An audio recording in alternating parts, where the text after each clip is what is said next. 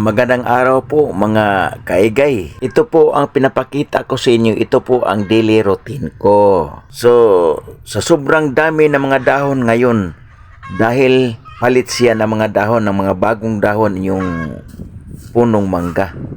Kasi summer kasi kaya madalas kasi at marami kasing mahuhulog na mga dahon. Kaya ayun, walisan natin, linisan natin para maganda yung puno ng mangga. Sa maganda yung tingnan kasi may mga magagandang damo naman di ba? So wag lang kayong magtataka kung bakit marami yan. Kasi dumating yung mahal na araw kaya hindi ako nakapagwawalis. So ganon, 1 week yun di ba? Para wala na sigurong problema na maraming dahon, pati puno walisin na natin.